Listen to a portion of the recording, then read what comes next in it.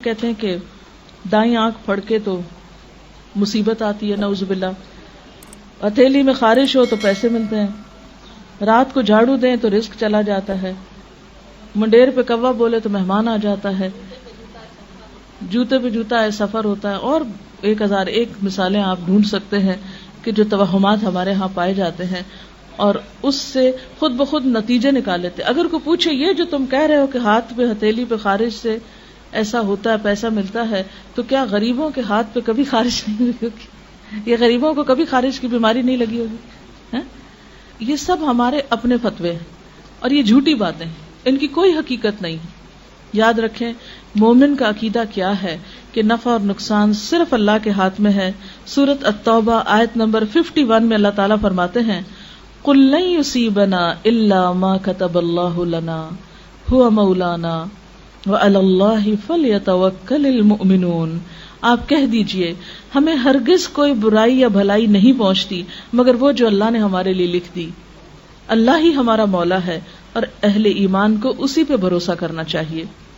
اور جہاں تک اس بات کا تعلق ہے نا کہ یہ جو انسان کو ڈر ہوتا ہے کہ کوئی مصیبت نہ آ جائے یا کوئی تکلیف نہ آ جائے، تو اس سے بچنے کے لیے حفاظت کی دعائیں موجود ہیں جو صرف سفر کے مہینے میں نہیں سارا سال پڑھنی چاہیے. صبح و شام کی دعائیں جو ہیں، مسنون اذکار جو ہیں، جس میں اگر باقی دعائیں نہ بھی آتی ہوں تو آیت الکرسی چاروں کل صبح شام پڑھ کے اپنے پر بچوں پہ دم کر دیں، انشاءاللہ بہت سی حفاظت کے لیے کافی. اسی طرح سورۃ البقرہ کی آخری آیتیں آمن الرسول سے آپ صلی اللہ علیہ وسلم نے فرمایا جو شخص شام کے وقت ان کو پڑھ لیتا ہے وہ رات بھر کے لیے اس کو کافی ہو جاتی، کوئی بلا ولا نہیں اترے گی، کوئی مصیبت.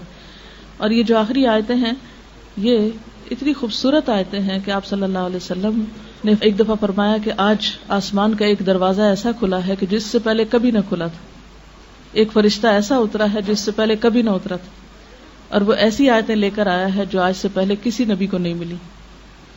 اور وہ اللہ تعالیٰ نے زمین و آسمان کی تخلیق سے بھی 2000 سال پہلے لکھی تھی یہ آیتیں. آمن الرسول سے آخر تک عرش کے خاص خزانے سے یہ آیتیں ملی ہیں ہم کو، ہم سے پہلے کسی امت کو نہیں ملی. تو اگر آپ مغرب کے وقت نماز میں ہی مثلاً اس کو پڑھ لیں، عادت بنا لیں، یا کسی بھی وقت رات کو سونے سے پہلے پڑھ لیں، آیت الکرسی پڑھ کے چاروں طرف پھونک دیں، تو انشاءاللہ اللہ کی حفاظت پہ آپ رہیں گے.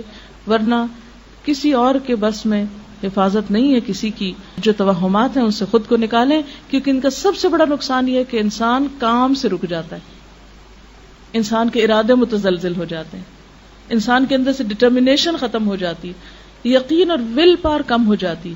تو اس لیے ان چیزوں سے بچنا بے حد ضروری. تو اللہ تعالیٰ سے دعا ہے کہ اللہ تعالیٰ ہمیں ہر طرح کے توہمات، بدشگونیوں اور ایسے گمان سے بچائے اور شرک سے بچائے کہ جو انسان کے اعمال کی بربادی کا ذریعہ ہوں. وآخر دعوانا ان الحمد للہ رب العالمین.